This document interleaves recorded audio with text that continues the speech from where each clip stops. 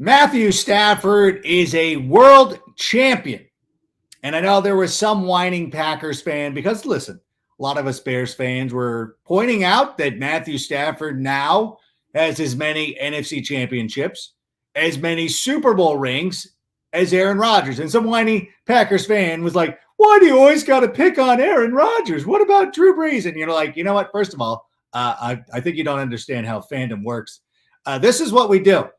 You know what I'm saying? Like, yeah, it sucks for us. It's not. Yeah, I wish my life didn't revolve around the Packers losing all the time. I wish I could instead celebrate my team winning. That's not the world we live in. But you know what? Now that you mention it, I do sort of hate Drew Brees as well. You know what? Let's not forget the rivalry that the Chicago Bears had with the New Orleans Saints back in the aughts. You know, I used to work with Reggie Bush, and I said, you know what? I let you off the hook for a lot of things. You know, I should be a little bit more upset with you for all the, you know, the little rivalry we had going on. So yeah, Drew Brees, let's throw you in the mix as well.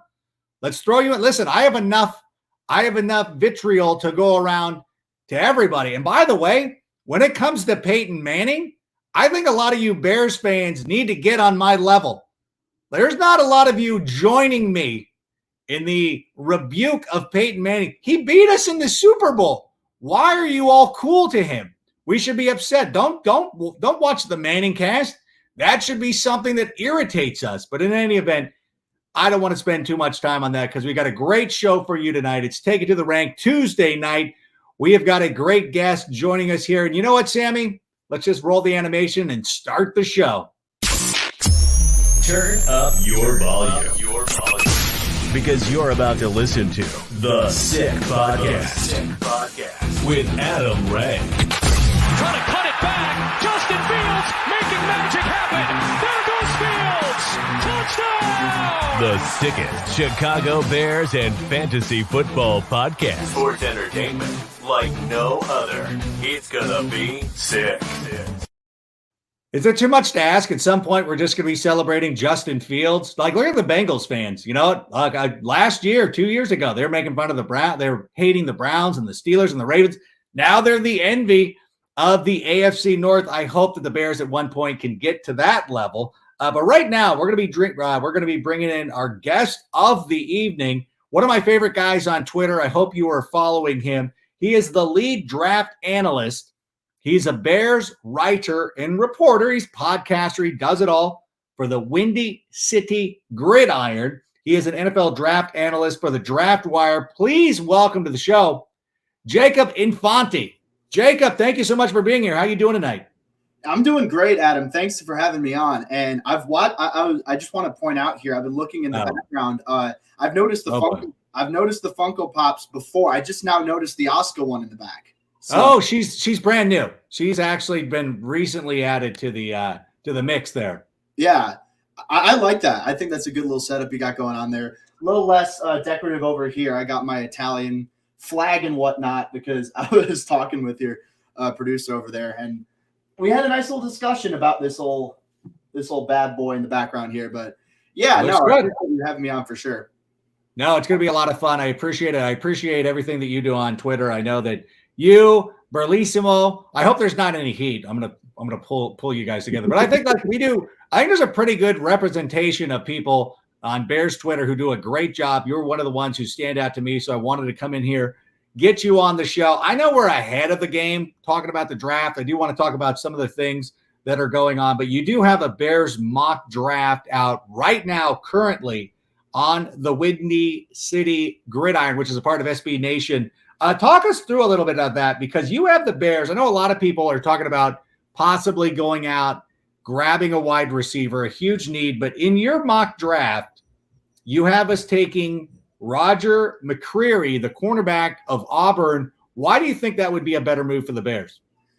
Yeah, so full disclosure, I did that mock draft on a simulation website. I used NFL Mock Draft Database. So they take a lot of different big boards and mock drafts and team mock drafts and stuff like that, and put it all together in this big database. And there's like a whole algorithm that goes into the consensus ranking there. I don't know how they do it. The guy who runs it's actually a Bears fan, so a little Bears plug there. But Yeah. Well, I did that mock draft, and I went into it thinking, okay, I'm probably going to go receiver here because I haven't done a very good job of hiding my love for Purdue wide receiver David Bell. Right. A handful of. That's why I was shocked. I thought for sure like I don't know if it's considered clickbait because I know I don't know you, but I mean I follow you enough to know that you were going to pick David Bell. I'm like, what? Spit take. That's why I was so excited to see you go with the cornerback. But yeah, so sorry, didn't mean to cut you off. I mean, not stop me from cutting you off. Yeah, no, yeah. So I'm obviously made it well known that I think David Bell is going to be a very good wide receiver at the next level. But when I picked at 39, one guy stood out to me, and that's Roger McCreary, the corner out of Auburn. And he's someone I actually had the chance to chat with relatively recently.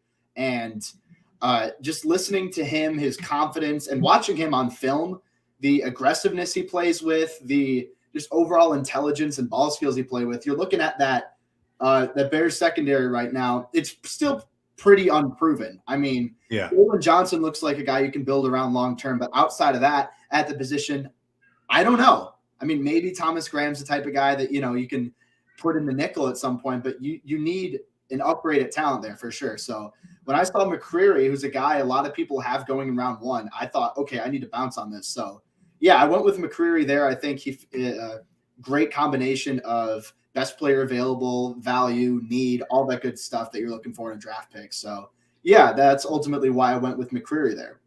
No, it makes a lot of sense, and it's very similar to what happened with Jalen Johnson, who, well, not necessarily, I mean, that was an injury situation, but somebody who should have been a first-round draft pick. And Ryan Pace was able to go out there and get him in the second round. I think if you drafted Roger McCreary, and you had those two studs, I'm a big Thomas Graham guy, but do feel that he's going to be better in the slot, which to me might be the most important position at cornerback, like what we've seen over the last couple of years. And I think if you start building that secondary a little bit more intensively, then you know what, it's going to benefit the Bears defense in the long run. The first wide receiver you take, though, way down in the 5th round, Bo Melton, a wide receiver out of Rutgers, who I like. I think he's a good player. What would the Bears receiver room look like if they didn't get David Bell, if they didn't get the Ohio State kid, if they ended up like if Bo Melton was their first pick, would we have to be? I mean, obviously we'd have to be relying on free agent wide receivers. Who would be some of the names that we'd be looking at? Yeah, no, for sure. And full disclosure, I did want to go receiver earlier. That's a position I think. Don't blame the algorithm. Listen, you full disclosure. You full disclosure me one more time. It's your name's on it. You can explain. Like there's nothing wrong with what you did. I agree with a lot of these picks. I like these players. No, but I'm just saying, like, I mean, it's obvious we would have to just go and get a wide receiver in the free agency, which might not be the worst idea. Yeah, no, absolutely. And I think that this is a really good group of receivers in free agency this year. And just assuming that like Devontae Adams and Chris Godwin, those are probably long shots if we're being real here. But you're looking for, say, a Michael Gallup, maybe a Mike Williams, a DJ Chark, someone like that.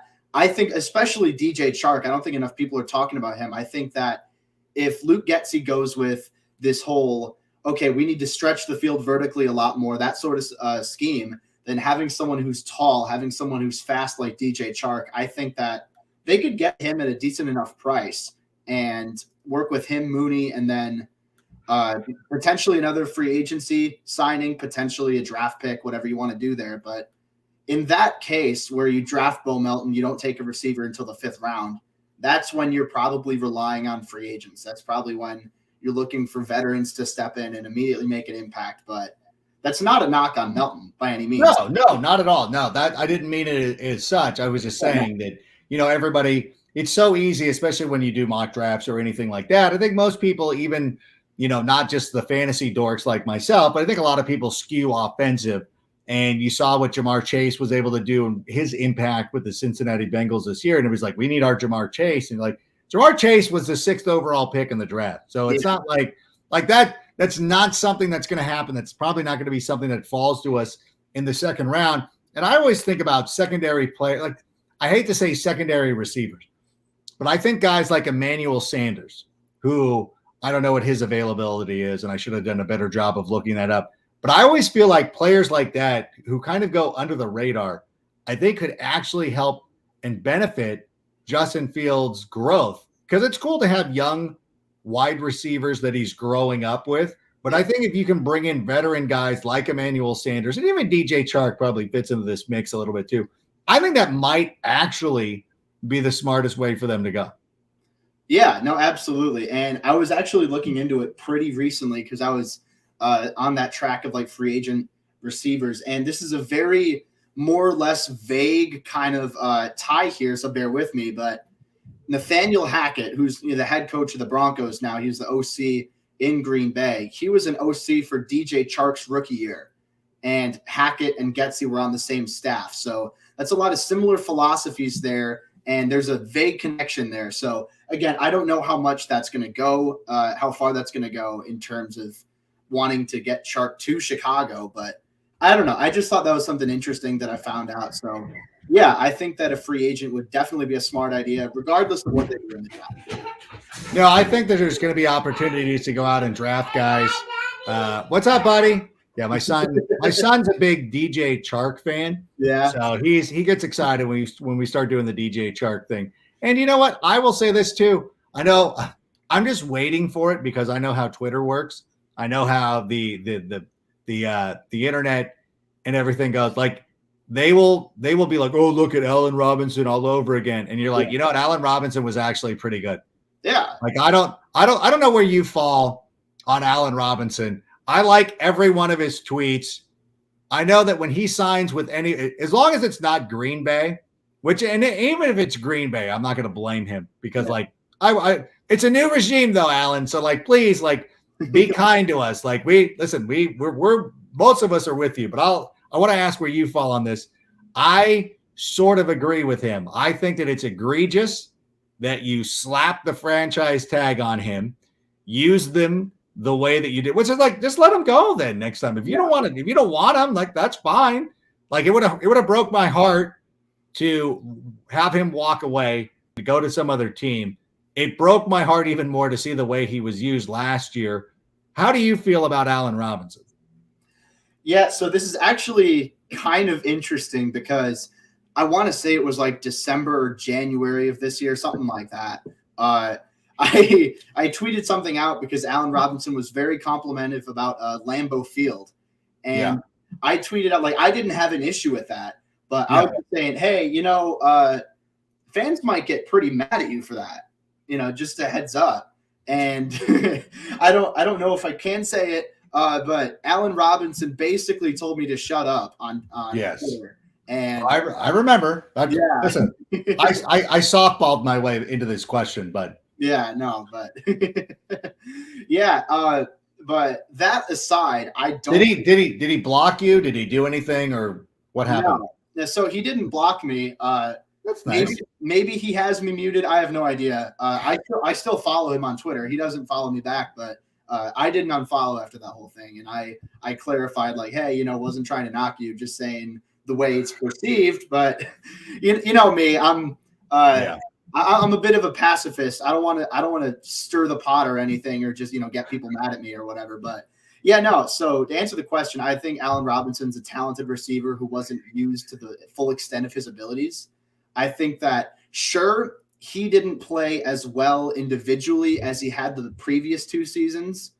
But at the same time, I do think that Matt Nagy's offense was very much one-dimensional and didn't do the best to not only maximize Allen Robinson, but to maximize that entire team.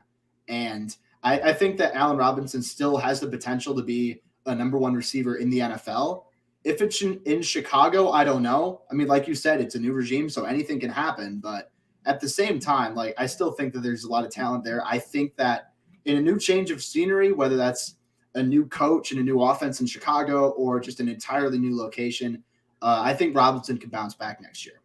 100%. And I always go into these fan theories of he loves the Chicago Bulls. He loves the Chicago sports scene. And you see him tweeting about it all the time. And he's pretty cool. He's pretty active. The Bulls are winning, so it's pretty cool. And then, so you're like, oh, you start getting into it. You're like, hey, maybe, like, again, new regime, new coach, Eberflus. You might know him a little bit from their day. I'm like, I don't know where they intersected in the AFC South or anything like that.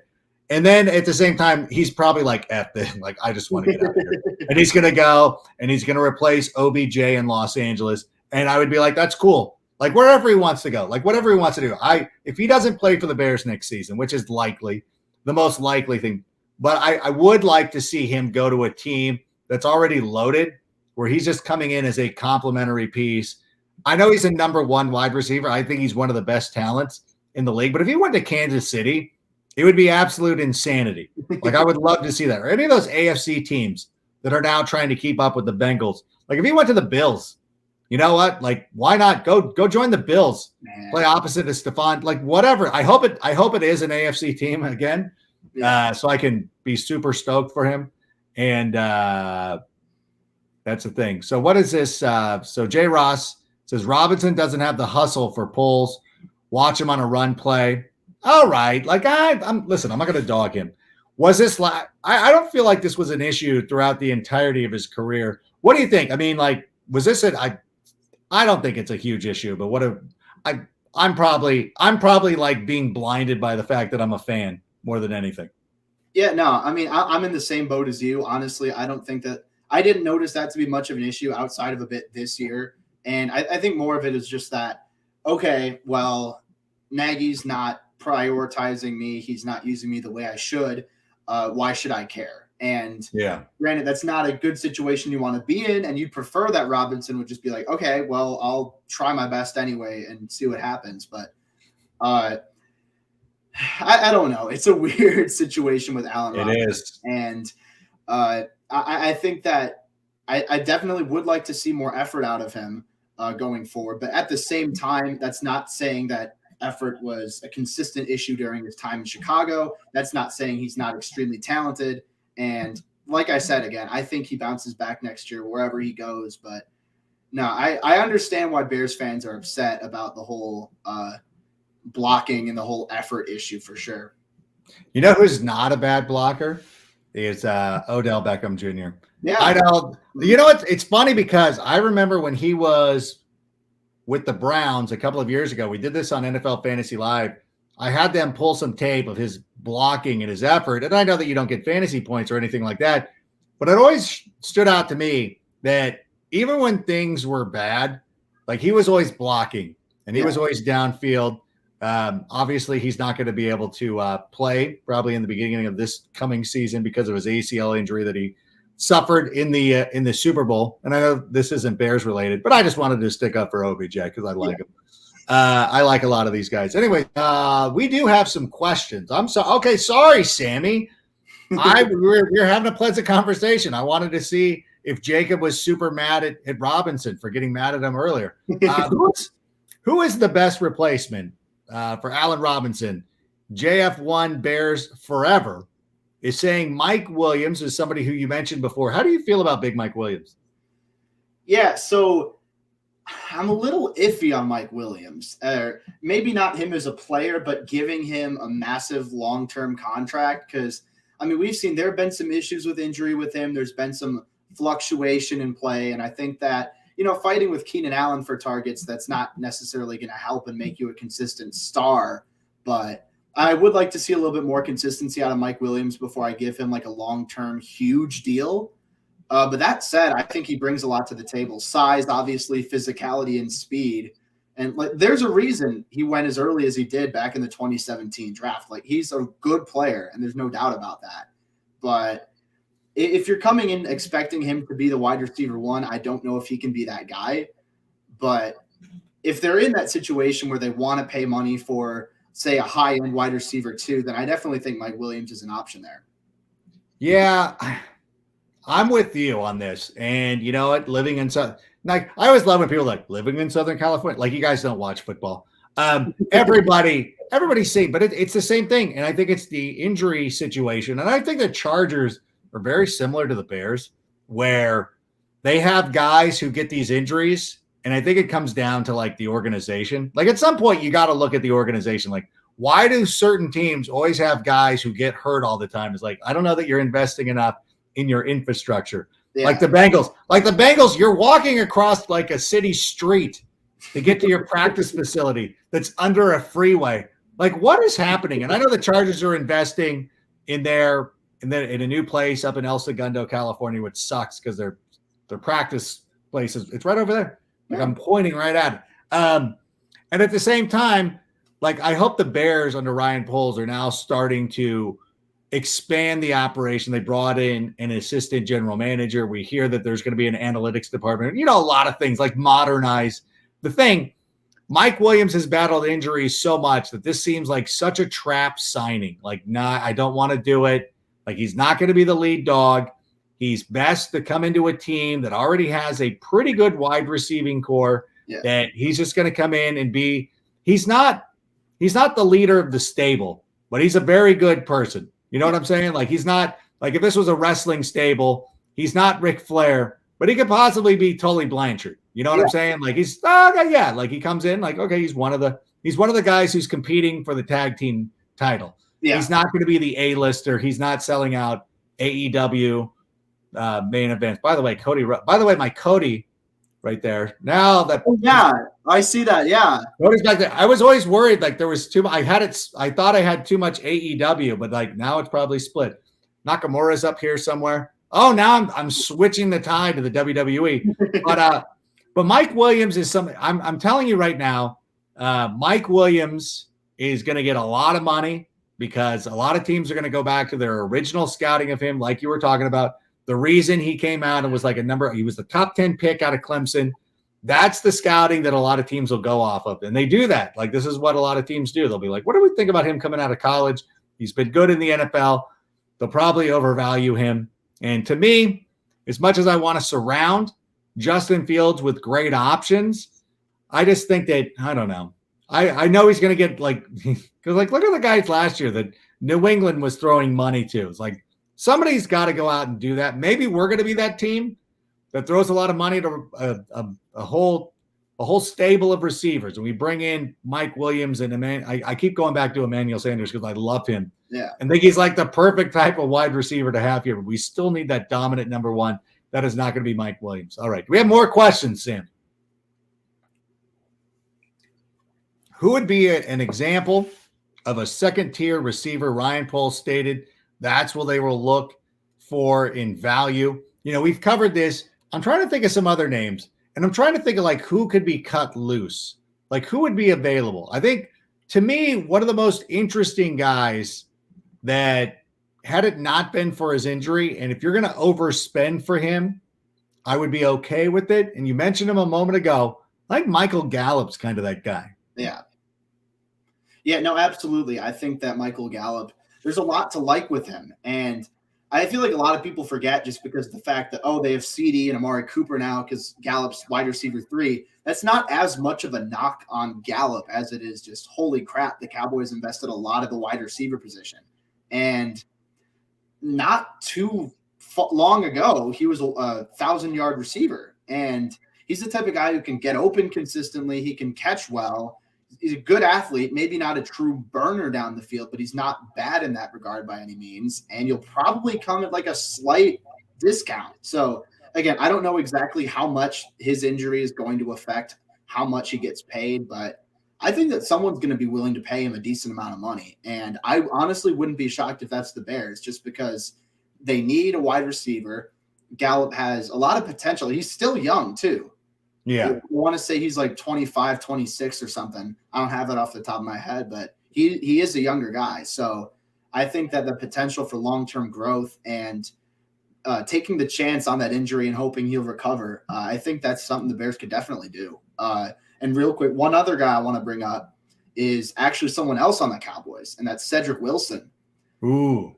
And if they don't want to go after Michael Gallup, if they don't want to spend the money on someone who's injured, I could see them maybe saving a little bit of money going after a guy like Cedric Wilson, who didn't get a ton of opportunities in Dallas because that's a stacked offense, but he's looked really good in the flashes that he's had. And he's another one of those guys who can get open consistently, good athlete, be able to stretch the field. I want to say I'd have to go back and check because when I watched Cedric Wilson, I thought I had a comparison to healthy Cameron Meredith. I want to say. I could see that. I could see that. Yeah, I'd have to go back and check to see if that's right, but somewhere in like the back of my head, I'm thinking, oh, what I compared him to somebody. I don't remember, but I think both of those Cowboys guys would be interesting, different financial situations, but still solid receivers outside of that top tier. Yeah, Cedric Wilson would be the kind of signing that I know would not go over well with a lot of Chicago Bears fans, and they would dismiss it. But to me, especially, again, this comes from, my fantasy nerddom, is like he checks a lot of the boxes. And there are times, obviously, CeeDee Lamb is the best pass catcher on that team. Yeah. But you're like Cedric Wilson in any other situation would easily excel because not only was he competing with those two wide receivers, they had Blake Jarwin, they had a bunch of other guys. Now the opposite side of that is that, he's benefiting from having all these other great receivers on the field, which there's a little bit of merit to, and I understand that. But I think that given an opportunity with a team that can run the foot, that hopefully will be able to run the football. Yeah. When you go and you look at Darnell, like we still have Darnell Mooney, who is still going to draw some attention. Yeah. So I feel pretty good about that. I think Cedric Wilson would be one of these guys, again, that if we start building a roster of guys like that are just solid players. And I know that we're going to give a couple of kids that we signed this year another opportunity to come back and show what they have. So I like it. I kind of like it. I think that it's going to be low-key free agents. And I wonder, too, like if we end up seeing guys get cut, I think Jacoby Myers could end up being somebody who's no. Or is it him? No, N'Keal Harry. Like N'Keal Harry might end up getting released. I don't know if his contract's up. He just feels like he's not long for New England. And if N'Keal Harry, like I liked him a lot. Again, this is what the teams do. And like I was just panning the teams for doing this. But like I liked him at Arizona State and feel like, well, you know what? He comes into a new situation. Like maybe they can find a way to use him. And obviously the coaches would know best, and Ryan Poles would know a little bit more than I do. But just thinking about some guys in the AFC who've been bouncing around, who have never quite worked up to their potential. And if you're signing guys like DJ Chark, if you get Cedric Wilson, you get N'Keal Harry, you already have some guys here on the roster who are decent. You're like, all right, now we're starting to build a little bit of a room. I will ask you, I don't know if anybody else has asked this, so I'll ask. Yeah. What about Michael Thomas? Do you think it's worth it for the Bears to investigate going after him? Yes, but at the right price. I think that with Michael Thomas, there is risk there because, missing the season and, having the down year by his standards, at least before that. And I don't know exactly what the financials on his contract look like right now, but I can imagine they're relatively steep. Yeah. With that said, all that stuff going against him, I think that knocks down his trade value. Right. And I think that makes it more likely that a team like the Bears could look at him and say, hey, do we want to take this chance that Michael Thomas bounces back to what he was just a couple of years ago? I mean, and he's not like some old receiver by any means. He's probably still has some good football ahead of him. Totally. So with that in mind, I definitely consider it. I don't know exactly what the Saints, what their asking price would be for him, but in the right situation, I'd look into it. That's for sure. I think the Saints need to be realistic and understand that his trade market is depressed.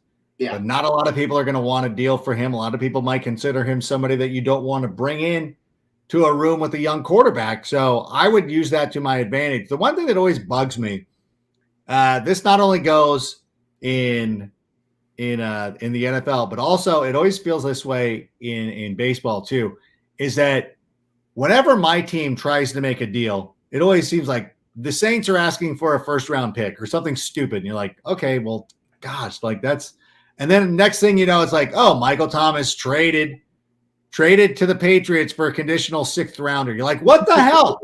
Like, why couldn't we have offered that? So to me, it feels like if the Saints are smart, that they just need to move on from him. They're not going to be competitive. Yeah. They are going to be, who knows who their quarterback is going to be. We're talking about who knows who. I mean, Taysom Hill is their starter at the moment, I believe, because I think Jameis is a free agent. Yeah. I think they need to be I think they just need to move on. And I'm going to be writing an article about that for NFL.com. Like, that's one of the moves I think needs to happen. Like, one of the trades. They just need to move on from Michael Thomas. I think it would be better if you're one of those teams like the Chiefs. I always go back to the Chiefs as a team of throw Michael Thomas on that team. Like, figure out a way. And I know, too, like, everybody will bring up the salary cap. And to me, I'm like, the salary cap is always like my children as an excuse. Like, if I don't want to go anywhere, like, I can't. I got my kids. Like, I can't do that. And then, but believe me, like, if there's something fun, if you got tickets to the Super Bowl, suddenly I found a babysitter. Miracle. Yeah. Miracle. Every team finds salary cap room when you need it. So for me, I'm kind of with you. I would take Michael Thomas for the right price. But if we get into this fandom with anything in the first, you're not getting a draft pick in the first 2 days. Absolutely not. Yeah. No. You want to do something third day? Let's talk. And if you're not, hold on to them. Finish 4-11. Wait, is that right? Can that happen? 4-13? Jeez, I hate the 17th game. The dumbest thing ever. Yeah. Like, I'm so used to this whole 8-8 thing and like, oh, that's an average team. But now it's 8 or 9 and 9 and 8. I don't like it. It's going to take me a while to get used to. Go back. Actually, what they should do is go to 14 games. Because everybody's like, oh, I love football. I'm like, I like good football. Like, there was a difference between the wild card round and the divisional round. Like, extra football is not always better football. We can get rid of the 7th team making the playoffs. We're going to get rid of a bunch of things. You had 14 games where these guys could go balls to the wall and play their hardest, and nobody's mailing in games.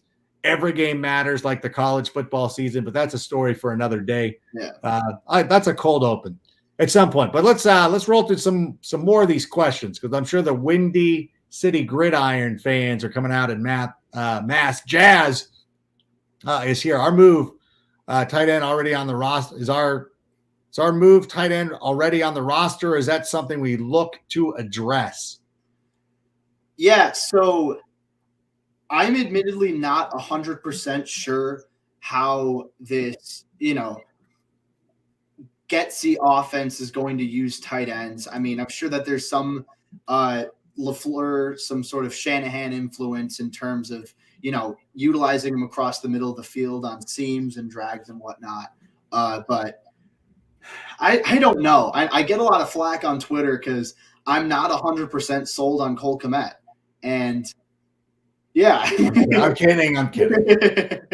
Oh boy. Yeah. No, like I have people who are genuinely like coming at my throat basically because I'm like, hey, Cole Kmet isn't bad. I will say this. Did you compare him to Adam Shaheen the other day? Was that you? What was your tweet? What did you say? Was it you? I don't think so. I mean, I tweeted something about Cole Kmet his rookie year. I called him healthy Adam Shaheen, and damn it, I knew it was you. I know, and you or Lester. Lester probably hates him too. Yeah. Now I'm mad at Windy City Gridiron. No, I'm just kidding. Yeah, now everyone's furious at me. Don't. Yeah, but no, I think he took some steps this year. He definitely improved, and I think that's encouraging.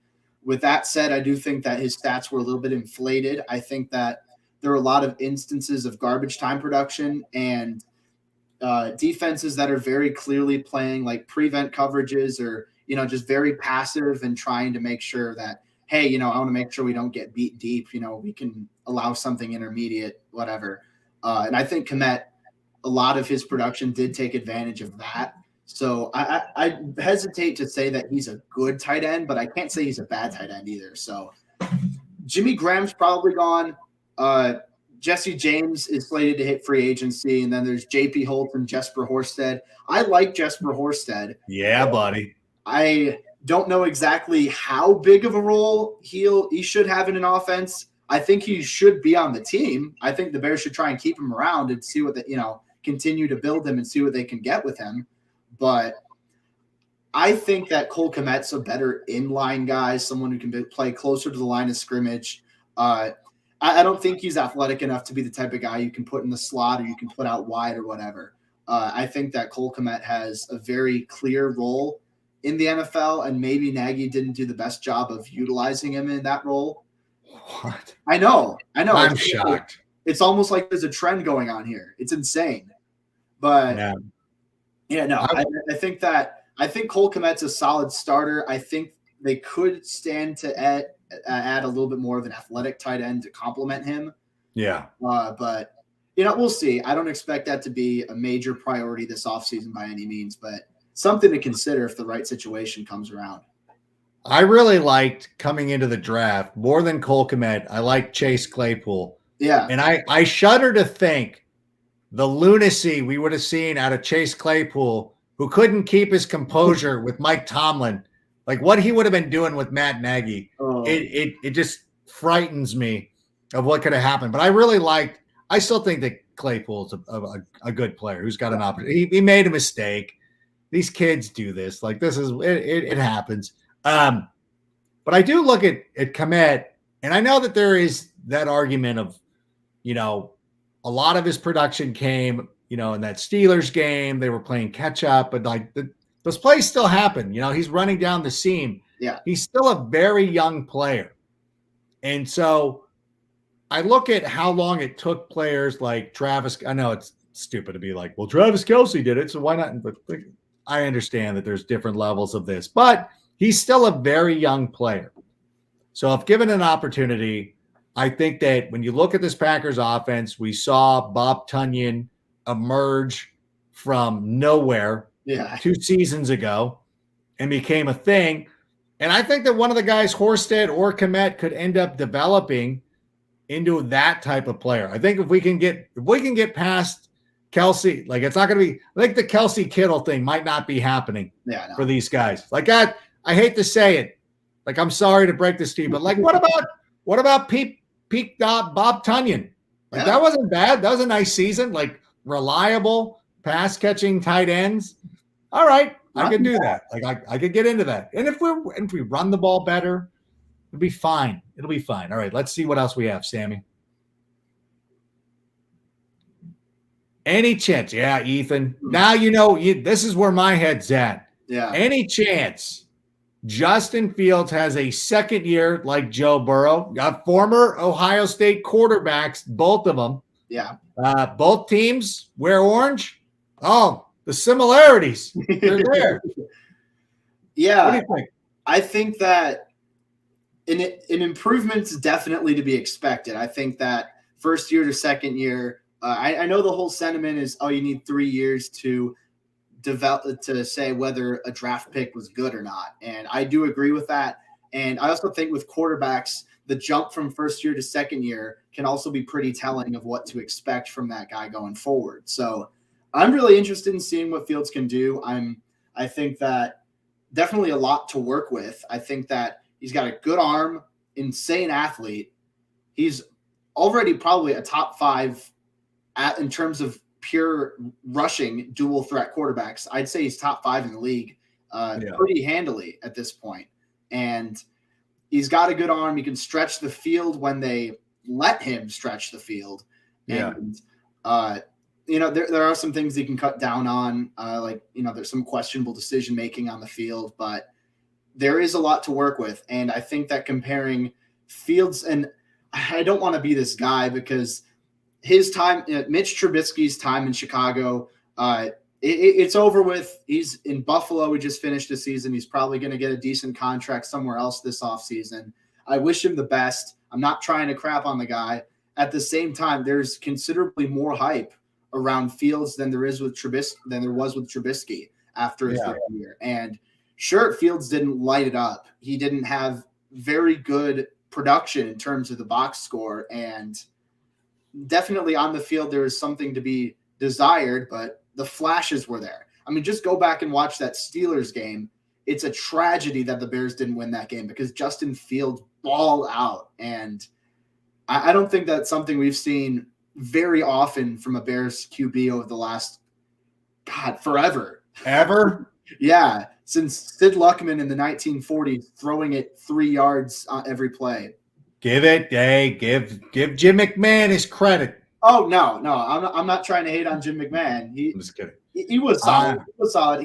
He was solid. He was a good quarterback for the 80s. That's the thing about McMahon is a lot of people didn't give him credit for is how good he was throwing the ball deep. And I think the thing with Justin Fields is everybody watches the fourth down touchdown run against the 49ers and they think like, oh yeah, he's just this running quarterback. And you're like, no, his deep ball accuracy is something to behold. It is actually the best part of his game. He can run. He's very fast, but he's a lot better with his decision making than people will give him credit for, especially once he starts to get a decent offense around him and some coaching that really know how to utilize his talent. Some of the mistakes that he makes, the way he holds the football, maybe I don't get too caught up in the wind up as much as other people do. I think as long as he's protecting the football, it'll be fine. Yeah. He'll get it there. He can extend plays.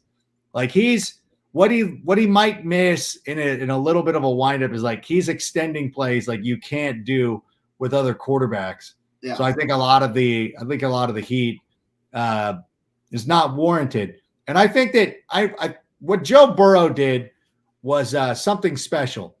Yeah. And we shouldn't come into the season expecting like, well, it's the same thing. I know I put it out on Instagram today.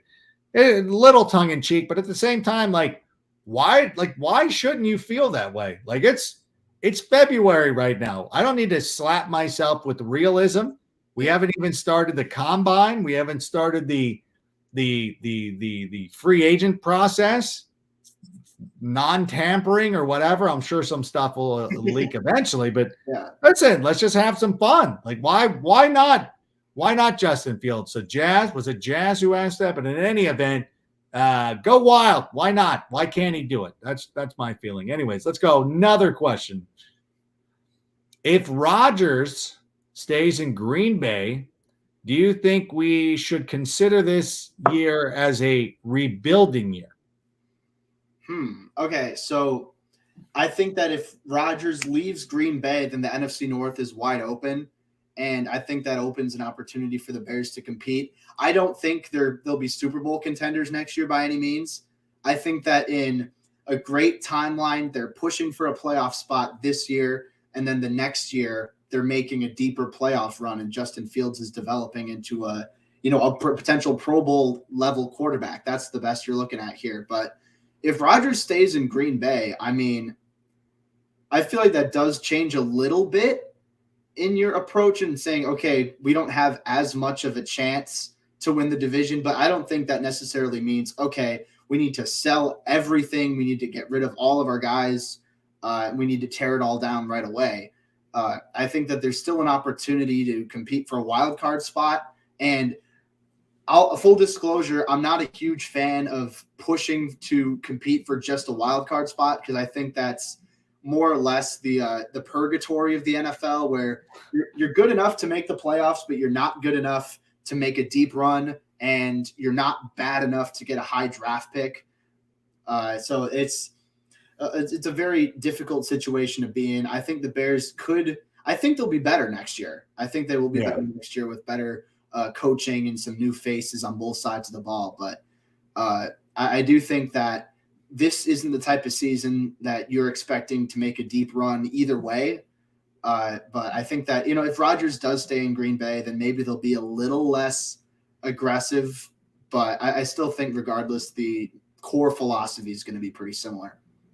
No, I agree with all that. My hot take would be Aaron Rodgers should not impact this team one way or the other, and that the build should be slow. Like I think that if Rodgers left, I wouldn't mortgage the future to get a bunch of veterans in here to make a push to see perhaps what could happen. I think that the Bengals are a perfect example of, in the Bengals are walking through the conference that's loaded right now.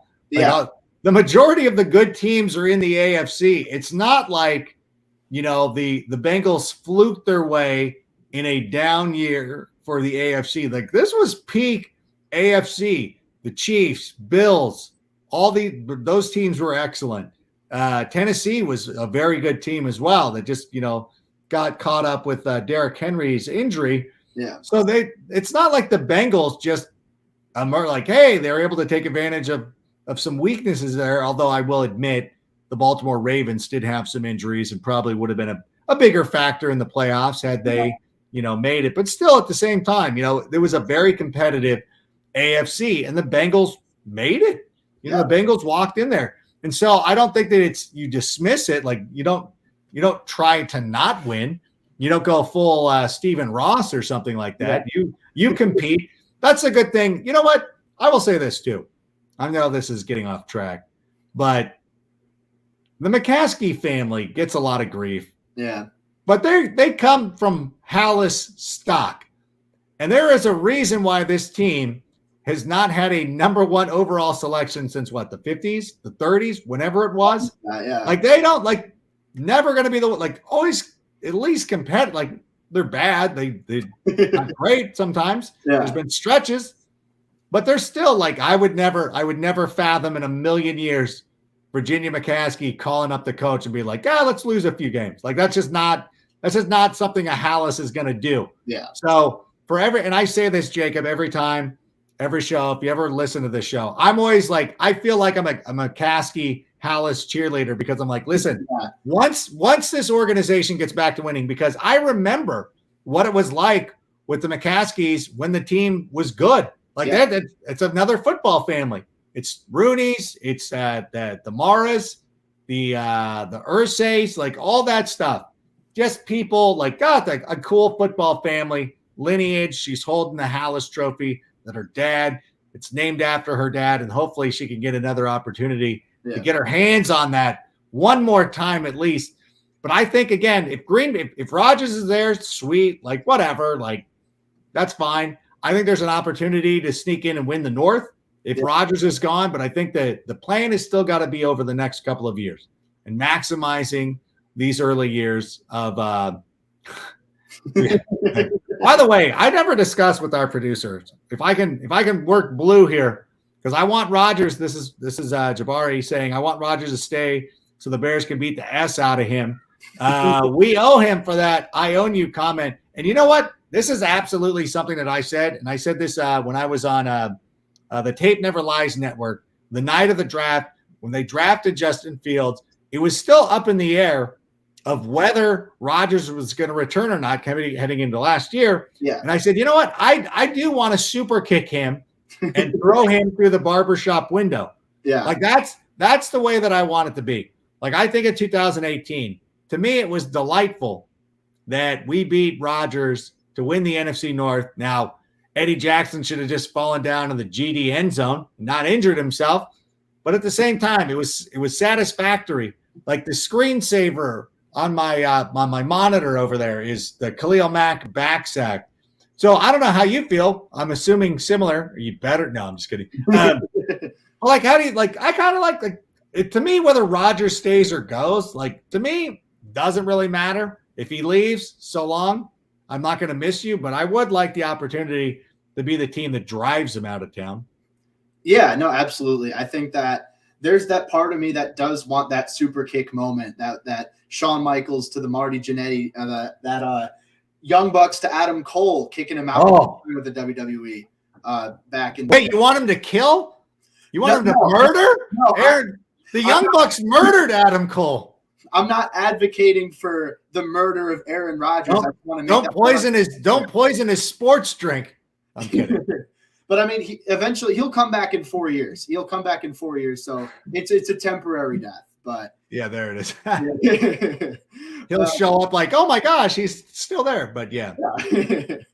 Yeah, but no, I think that there's definitely that part of me that wants to have that closure of Aaron Rodgers finally falling to the Bears. But at the same time, I'm not going to say that has to happen. I mean, if he leaves, okay, cool. We don't have to face him twice a year again. I'm totally fine with that, So it's you'd love for there to be some sort of storybook ending, but at the same time, if he leaves, he leaves. And either way, I'm, as a Bears fan, I'd be cool with it either way. Yeah, I would say that the Bills don't seem to mind not having to beat Tom Brady. That's fine.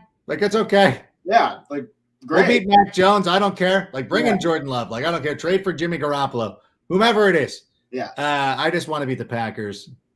It's sweeter, storybook-wise. If I'm booking this, if I'm writing the movie, of course, we'd want to beat Rodgers 49-0. And then go on to the Super Bowl. Yeah. But you know what? Whatever. Yeah, I'm good with it. Justin Fields lifted up on the team's shoulders. In the NFC championship game at Soldier Field. Everyone's going crazy, but not everything gets a storybook ending, unfortunately. Yeah, but I like Jabari's attitude. I think that's what we should say. Like, we want Rod. We should actually. We're gonna look dumb when he beats us again. But like, bring it. Come back, buddy. Come back. Like, we're gonna be like the 1, 2, 3 kid when he was fighting Razor Ramon. Like, kick me one more time. Yeah. In any event, how about a couple more questions, and then we'll let Jacob get out of here. Can we talk about the top 3 players we want to re-sign and what they will cost? If you dived into this, I think this is the proper way to do it. Who do you think? Who are the guys we need to bring back?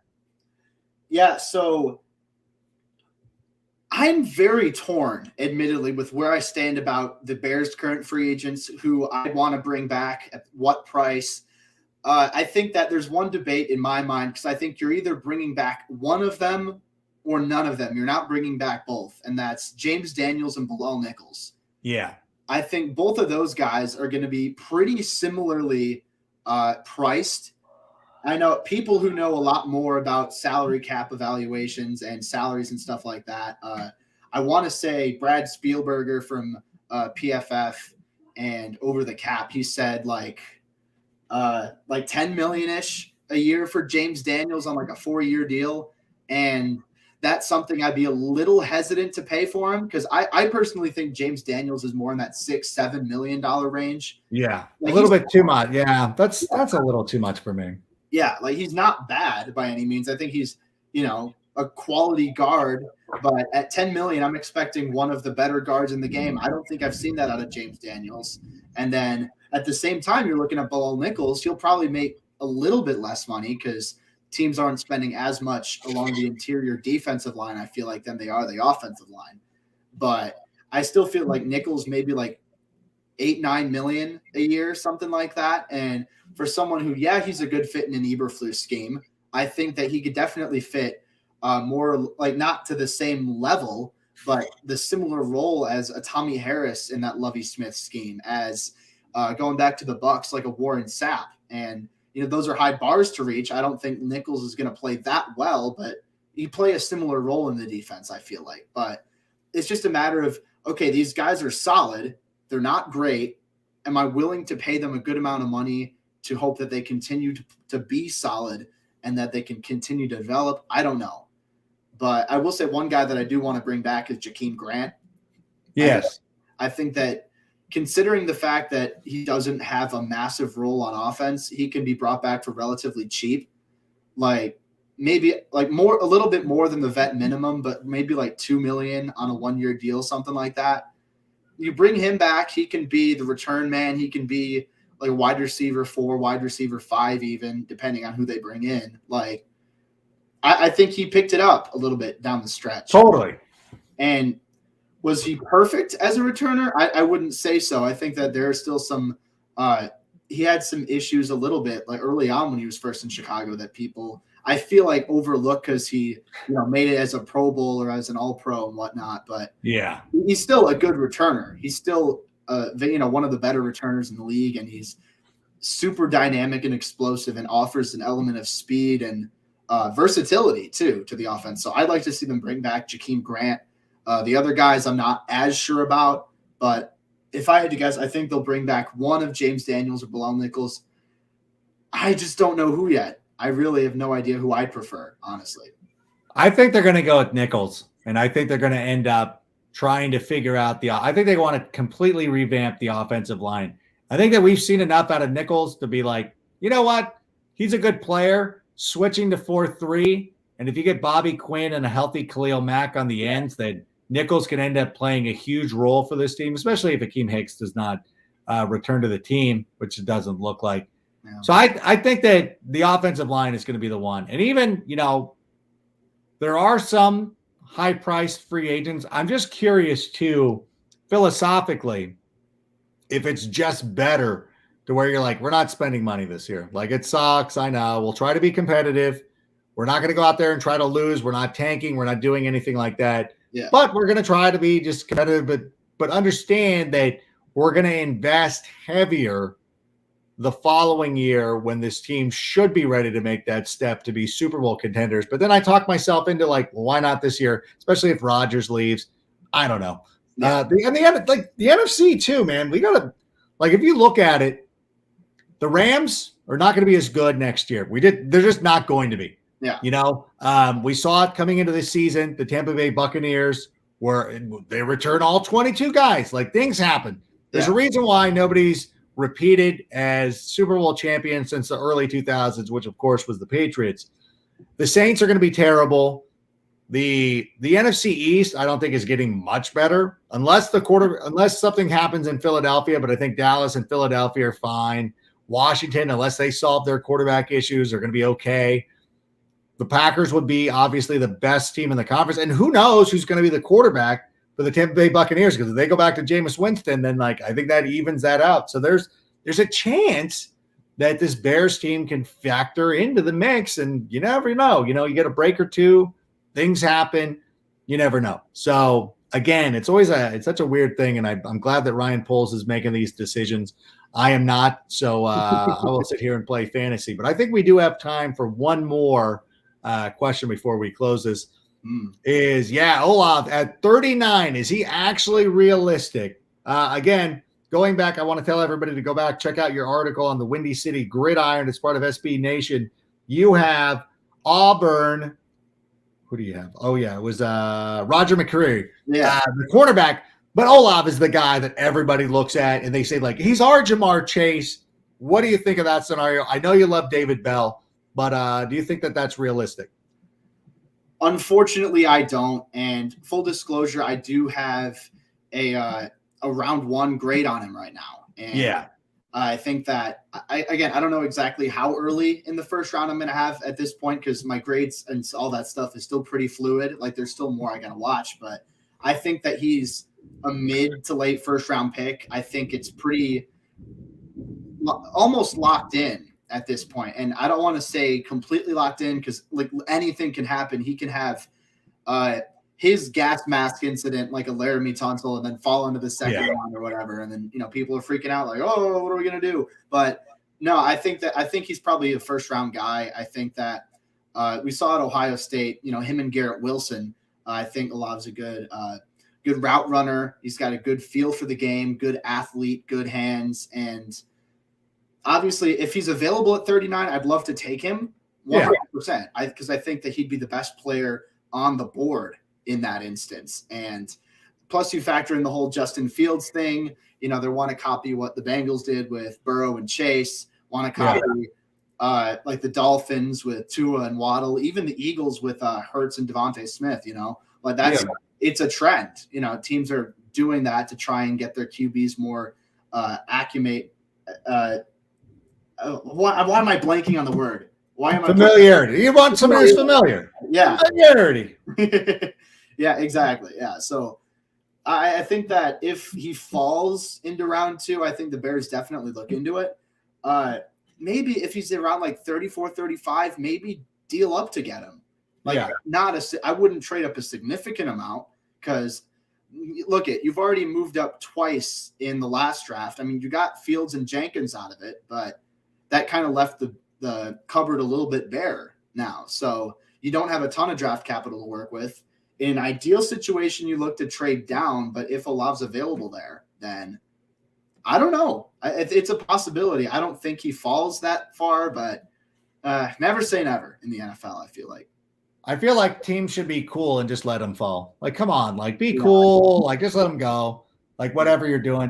I will say this, though, and we've seen this over the last couple of years.